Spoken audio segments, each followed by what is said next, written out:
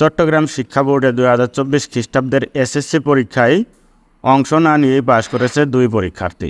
অপরদিকে 2023 খ্রিস্টাব্দের এইচএসসি পরীক্ষাতে জিপিএ 5 না পাওয়ার পরও প্রভাব খাটিয়ে ছেলেকে জিপিএ 5 পাইয়ে দেওয়ার অভিযোগ উঠে চট্টগ্রাম শিক্ষা বোর্ডের বর্তমান সচিব ও সাবেক পরীক্ষা নিয়ন্ত্রক অধ্যাপক নারায়ণ চন্দ্র নাথের বিরুদ্ধে। এ বিষয়ে তদন্ত কমিটি গঠন করেছে মাধ্যমিক ও উচ্চ শিক্ষা অধিদপ্তর। বিষয়টি নিয়ে তদন্ত করতে গিয়ে দেখা গেছে 2023 খ্রিস্টাব্দের এইচএসসি পরীক্ষাতে জিপিএ 5 না পাওয়ার পরও প্রভাব খাটিয়ে ছেলেকে জিপিএ 5 পাইয়ে দেওয়ার অভিযোগ উঠে চট্টগ্রাম শিক্ষা বোর্ডের বর্তমান সচিব ও সাবেক পরীক্ষা নিয়ন্ত্রক অধ্যাপক নারায়ণ চন্দ্র নাথের বিরুদ্ধে।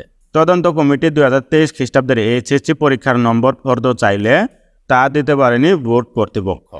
আর সেই সঙ্গে বেরিয়ে আসে চট্টগ্রাম বোর্ডে 2024 খ্রিস্টাব্দের এসএসসি পরীক্ষায় অংশ না নিয়ে পাশ করেছে 2 পরীক্ষার্থী।